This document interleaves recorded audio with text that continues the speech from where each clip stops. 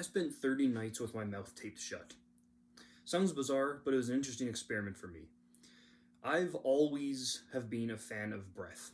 Ever since I stumbled upon the Wim Hof method, I made a video about it. I was absolutely fascinated with it. It was fascinating stuff. Soon after, my friend Alex Burke started getting into it as well. She got the book Breath by James Nestor and lent it to me. Absolutely intriguing book. I highly suggest everyone read it. I won't get too much into everything that he talks about because I wouldn't do it justice, but how important nose breathing can be down to the structure of your face and so many other health conditions. Bizarre things like how many times you pee at night. Like, it's just fascinating, the stuff. Because I've always found breath interesting, I've never been the best breather. I believe I deviated a septum long time ago. As a kid, I ran into a pole, and it was a bloody mess. It was awful. I never really thought anything of it. Ever since, it was my breathing, my smelling has always been a little bizarre. I've had 2 nose surgeries before in the past. One for adenoids and another for a deviated septum that I believe was failed because it's definitely still deviated. So much so, in fact, I haven't told anyone this before, I can't smell through my right nostril, only my left. Bizarre, I know, but ever since, obviously, like most people in this world, I'm not the best nose breather. Most people mouth breathe these days. It's super common. Exercising, sleeping, even if we think we nose breathe, sleeping, you don't know what happens at night. Hence why I wanted to try this experiment of taping your mouth shut at night. See what might come of it. Of course, being a breathing nerd, I had to try this experiment out. Luckily, I didn't have to go through the tedious process of finding the right tape to use because Nestor brings it up in his book. He describes how Scotch tape seemed to crinkle, painter's tape smelled weird, Band-Aids too sticky. Eventually, he realized that a small postage stamp-sized piece of tape at the center of the lips, as he describes a Charlie Chaplin mustache, moved down an inch. That's all we needed. He settled on what's called nexcare durapore durable cloth tape, an all-purpose surgical tape with a gentle adhesive, and it was comfortable, had no chemical scent, and didn't leave a residue. So with that in mind, I ended up finding this on Amazon, or something similar at least, and I got it to try out, skipping all the other experiments of different kind of tape.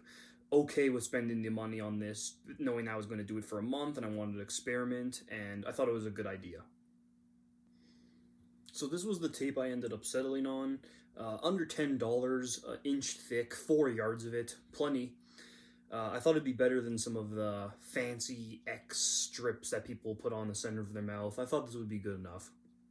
So the premise is quite simple, explained by Nestor as the Charlie Chaplin shaped mustache. You would just grab some, get to a goodish length. It can be a little rough to rip. I remember back in sports medicine, everyone had a hard time kind of ripping the tape. You might want to get scissors to get a nice straight cut. If you don't, if it rips uneven, it's going to be kind of weird how it goes up too far on one side of your lip, almost into your nostril, or too far down the chin. It's a little bizarre at first.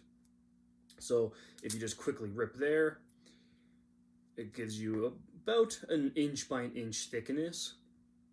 What I ended up doing is just kind of flipping, or whatever side I want up. I will put on the upper top of my lip first, roughly in the center.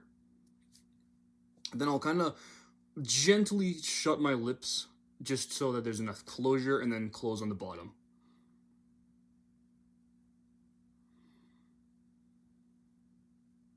Make sure it sticks.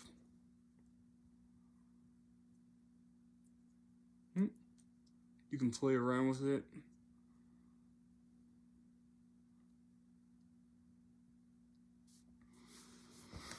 Once you do so, you can still somewhat talk to people, obviously. How Nestor explains is since the sides of the mouth are still open, if you need to cough, you can still cough to the side. You can still talk to a partner in bed, possibly, um, while all still keeping the mouth shut, encouraging nose breathing at night. How Nestor explains to take it off, and as opposed to just kind of ripping it off, I ended up just slowly peeling it off myself. But as gross as he kind of describes it, is he explains to use your tongue and go up to the top part of your lip and almost peel off with your tongue first so that it doesn't rip any hairs or anything. So he kind of describes it as, and you can just take it off that way. I know some other people may be concerned with yawning while having the mouth tape shut. For me, I was able to still yawn without opening my mouth, but still kind of getting that yawn-like feeling, if you know what I mean. Other than that, you really don't know until you try. A lot of people do this differently. Some people tape over their whole mouth. Some people do like duct tape, all of this nonsense. This is the way Nestor is explaining. He says it's good enough and it's not too over the top.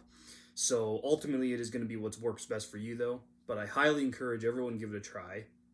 It was super interesting. For me personally, the first night, I remember having more almost snot out my nose, blowing my nose the next morning.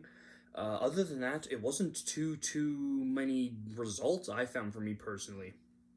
I know nose breathing has been a big thing I've been working on over the past few years now, on runs in general, and now sleep, sort of a thing. So it wasn't too detrimental of a change for me. I'm still glad I did it. It was a very interesting. I'm still thinking about using the rest of the tape I have during runs to just really encourage your nose breathing, or maybe while working out, I've noticed mouth breathing a few times. Ultimately, do what is going to work for you. I highly suggest everyone try it, though, still. If you have any questions, totally let me know. There's lots of other videos out there like this on YouTube. Give James Nestor's book a read. It was fantastic, I'm telling you. Awesome. Thank you guys so much for watching, and until next time, peace.